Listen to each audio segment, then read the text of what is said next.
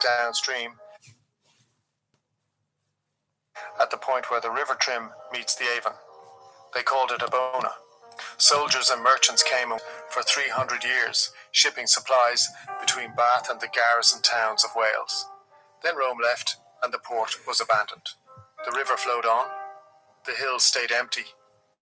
It would take 5 centuries before anyone built here again. This video uses artificial intelligence to visually reconstruct what the Bristol area may have looked like from its earliest origins to the departure of John Cabot in 1497. AI allows us to walk along riverbanks and through settlements that left almost no trace above ground, but some visual details may not be perfectly accurate. The history, however, is real. Sometime in the 9th or 10th century, the Saxons chose a low ridge of ground between 2 rivers and built a wooden bridge across the Avon. The place had natural defences: the Avon to the south, the Frome curving around the north and east, marshland on all sides. They dug a ditch, raised an earth rampart, topped it with a wooden palisade, and called the settlement Bristol, the place by the bridge. It was a market town from the start. Coins struck in Bristol around 1010 proved that a royal mint was already operating, a privilege granted only to settlements of real commercial importance. The bridge connected the Saxon kingdom of Mercia to the north, with Wessex to the south, and the rivers connected both to the sea. Wool and leather were loaded onto ships bound for Ireland, Somerset, and the Devon coast. The town grew steadily. But the trade that made Bristol rich was not only in wool. For generations, Bristol was the main English port, for the export of slaves to Ireland. Captured in Wales or northern England, men, women, and those taken in war were brought to Bristol and sold to Viking traders from Dublin, who shipped them across the known world. The Bishop of Worcester, a Saxon churchman named Wulfstan, spent years preaching against the trade, calling it an ancient custom that the people of Bristol were reluctant to abandon. Eventually the crown banned it, but the habit of profiting from human cargo would not stay buried forever. By 1066, Bristol was a fortified town of perhaps 4,000 people, with a weekly market, a mint, a working port, and a church. It was small but strategic, and when the Normans arrived, they saw its value immediately. Bristol submitted to William the Conqueror without a fight. The Normans looked at the narrow peninsula between the 2 rivers and saw exactly what the Saxons had seen: a place that was almost impossible to attack.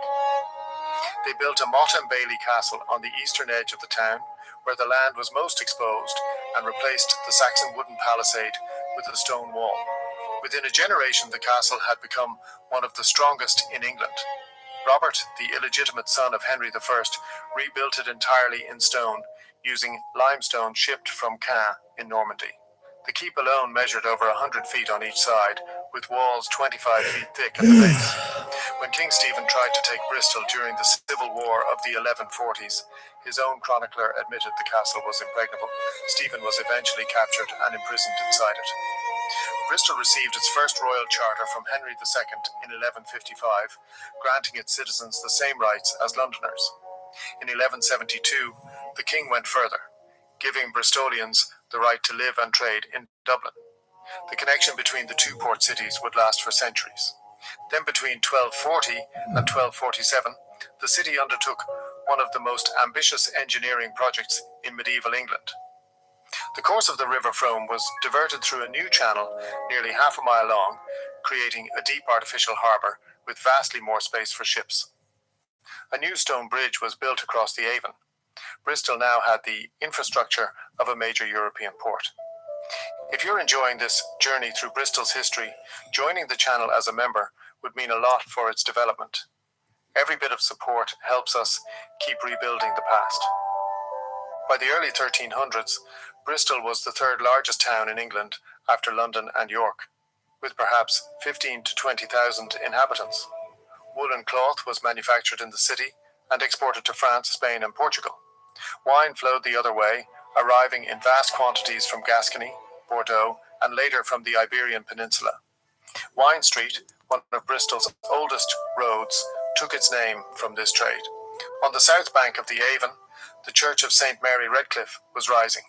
Built and rebuilt over 2 centuries by wealthy merchants, it would become one of the finest parish churches in England, its Gothic spire visible for miles. It was a monument to the confidence of a city that believed its prosperity would last forever.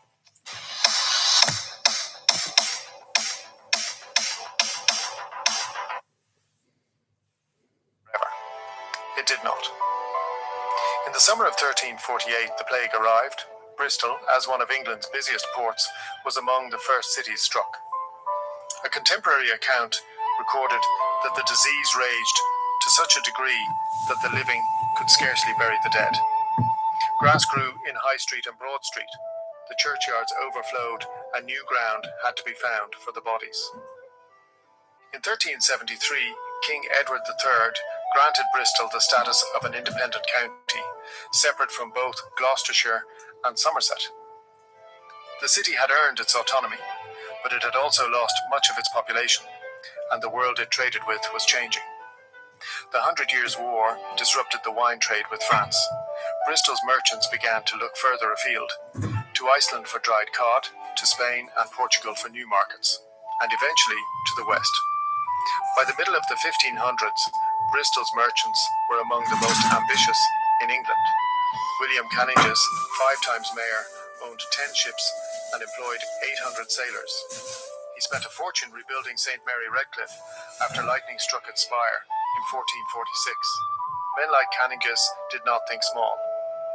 As the old wine routes faltered, Bristol's ships pushed further into the Atlantic. They traded with Iceland for stockfish. They sailed to the coasts of Spain and Portugal, and by the 1480s, expeditions were heading west into the open ocean, searching for a legendary island called High Brazil that appeared on maps but had never been found. Then a Venetian navigator named Giovanni Caboto arrived in Bristol. He had a plan to sail west and find a new route to Asia. The English knew him as John Cabot. On the 2nd of May, 1497, he sailed out of Bristol harbour aboard a small ship called the Matthew, with a crew of approximately 18 men. 52 days later, he reached the coast of Newfoundland. Bristol had discovered the new world for the English crown. Cabot returned to a hero's welcome. The king granted him a pension. He set out again the following year with a larger fleet, heading west once more. He was never seen again. But the route he had opened would change Bristol and England forever.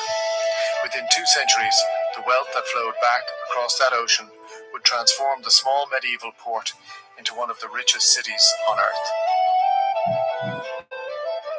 When the Matthew returned to Bristol in August 1497, the city was already one of the wealthiest ports in England. Its merchants had grown rich on wool and wine. They traded with Ireland, France, Spain, and Portugal. But the discovery of new lands across the Atlantic changed everything. Through the 1500s, Bristol merchants followed the routes that Cabot had opened. Tobacco arrived from Virginia. Sugar arrived from the Caribbean. And to keep those plantations running, a workforce was needed. In 1698, when the monopoly of the Royal African Company was broken, Bristol's merchants moved fast. The first recorded slaving ship from Bristol, the beginning, sailed almost immediately. Within a generation, Bristol dominated the trade. By the 1730s, an average of 39 slave ships left the port every year. Between 1739 and 1748, Bristol accounted for nearly 38% of the entire British slave trade. Over the course of a century, approximately 2,100 voyages departed from these docks, carrying an estimated 500,000 people into forced labour across the Atlantic. The wealth that flowed back was staggering. Jamaican sugar was refined in Bristol's sugar houses along the waterfront. Virginian tobacco was processed into snuff and twist. Merchant families built grand townhouses around Queen Square. One of the first banks outside London opened on Broad Street in 1750, founded almost entirely by investors with direct ties to the slave trade. By the mid-18th century, the port was earning an estimated £500,000 a year from slavery and its connected industries. If you're enjoying this journey through Bristol's history, joining the channel as a member would mean a lot for its development. Every bit of support helps us keep rebuilding the past. But Bristol's dominance was already under threat. A younger, hungrier, port to the north was growing fast. Liverpool had deeper water, better access to the industrial Midlands, and none of Bristol's geographic limitations. By 1750, the balance of power was beginning to shift. By 1750, Bristol's grip on the Atlantic trade was slipping. Liverpool, with deeper harbours and direct access to the industrial heartlands of Lancashire, was growing at a pace Bristol could not match. In the 1730s, Bristol had controlled nearly 38% of the British slave trade. By the final years before abolition, that share had collapsed to just over 3%. Liverpool now dominated with 62%. The loss of trade brought tension to the streets. In 1793, a dispute over bridge tolls turned deadly. The Bristol Bridge had been rebuilt decades earlier, paid for by public tolls. When the debt was cleared, the tolls were supposed to end. Instead, the authorities renewed them. The crowd burned the toll gates. The militia opened fire. 11 people were killed and around 50 wounded on a single evening, making it one of the worst episodes of state violence in 18th century England. The slave trade itself was abolished in 1807, but not before Bristol's merchant elite fought to preserve it. The Society of Merchant Venturers, the powerful guild that had controlled the port for centuries, organised petitions and lobbied Parliament to delay abolition for as long as possible. Then, in October 1831, Bristol erupted again. The House of Lords had rejected the Reform Bill, which would have given industrial cities like Bristol fair representation in Parliament. Only 6,000 of the city's 104,000 residents could vote. When a judge who had opposed the bill arrived in Bristol, crowds besieged him at Queen Square. The riots lasted 3 days. The Bishop's Palace was burned. Prisons were broken open. The cavalry charged through the square with drawn swords. The exact death toll remains uncertain, but it was devastating. A young engineer named Brunel, who was working on a suspension bridge above the city, was sworn in as a special constable. That bridge would wait 30 more years. If Bristol could no longer compete with Liverpool on trade, it would try to lead the world in engineering. And the man who would make that happen was barely 24 years old. In 1831, Brunel won a competition to design a suspension bridge across the Avon Gorge, a span of over 200 metres, higher than anything attempted before. But the riots halted construction. Funding collapsed. The bridge would not be finished in his lifetime. Brunel did not wait. In 1838, his steamship, the Great Western, became the first purpose-built vessel to offer regular transatlantic crossings, sailing from Bristol to New York. Then, in 1840, the Great Western Railway connected Bristol to London, with Temple Meads stationed at its heart. Bristol was now just hours from the capital. But Brunel's most ambitious creation was still to come. On the 19th of July, 1843, Prince Albert himself travelled down from London to witness the launch of the SS Great Britain. She was the largest ship in the world. The first ocean-going vessel, built of iron and powered by a screw propeller. She crossed the Atlantic in just 14 days. When she was launched, a newspaper called her the greatest experiment since the creation. So if you want to make a remote income from home, and you're a beginner, meaning right now you have enough creation. Yet even Brunel could not solve Bristol's deepest problem. The Avon Gorge was narrow and shallow. Ships were getting larger, and Bristol's harbour could not keep up. The floating harbour, completed in 1809, had helped by maintaining a constant water level. But it was not enough. The great ships of the future would dock in Liverpool, Southampton, and London. Not here. Brunel died in 1859, exhausted at 53. His unfinished bridge hung over the gorge like a broken promise. 5 years later, fellow engineers completed it as a memorial, using chains salvaged from another of Brunel's demolished bridges in London. On the 8th of December, 1864, the Clifton Suspension Bridge finally opened. Bristol had lost the race for trade, but it had gained something that would outlast every cargo ship and counting house, a skyline that still defines the city today. The port may have lost its empire, but Bristol reinvented itself from the inside. The city that once refined Caribbean sugar now manufactured chocolate. The Fry family, who had been making cocoa in Bristol since the 1750s, produced one of the first solid chocolate bars in the 1840s. By 1914, their sales had reached nearly £2 million a year. Bristol had become the chocolate capital of England. Tobacco followed the same path. The Wills family had been processing Virginian tobacco since the 1780s. By the end of the 19th century, their factory employed around 2,000 workers. In 1901, they merged with 12 other firms to create Imperial Tobacco, one of the largest companies in the country. The Wills fortune built the University of Bristol and its most iconic building, the Memorial Tower, which still dominates the skyline. The old city docks could no longer handle the larger ships of the industrial age, so in 1877, new docks opened at Avonmouth right at the mouth of the river, bypassing the narrow Avon Gorge entirely. Horse-drawn trams ran through the streets from 1874. Electric trams replaced them in 1895. The population surged past 300,000 by the turn of the century. Then in 1910, a Bristol businessman founded the British and Colonial Aeroplane Company at Filton, north of the city. Within 4 years, Bristol was building fighter planes for a war that nobody saw coming.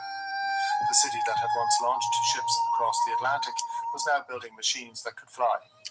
The planes came for Bristol because of what it built. The Bristol Aeroplane Company at Filton was producing fighter planes for the Royal Air Force. The docks at Avonmouth were receiving supplies for half of southern England, and the German navigators had an easy guide. They followed the River Avon by moonlight straight to the city centre. Between November 1940 and April 1941, Bristol was hit by 6 major bombing raids. On the first night alone, the 24th of November, 148 bombers dropped over 12,000 incendiary devices on the city. Within an hour, more than 70 fires were burning. By morning, 207 people were dead. The raids kept coming. On the 3rd of January 1941, the longest raid lasted 12 hours. Temple Meads station was hit. Queen Square was damaged. The medieval city centre was gutted. 4 ancient churches were destroyed. The timber-framed Dutch house, standing since the 1600s, burned to the ground. By the time the last major raid struck on Good Friday 1941, nearly 1,300 people had been killed. Over 89,000 buildings were damaged. The mayor described what was left. The city of churches had become the city of ruins. Churchill visited the wreckage in April. The Blitz had erased centuries of Bristol's history in a matter of months. If you're enjoying this journey through Bristol's history, joining the channel as a member would mean a lot for its development. Every bit of support helps us keep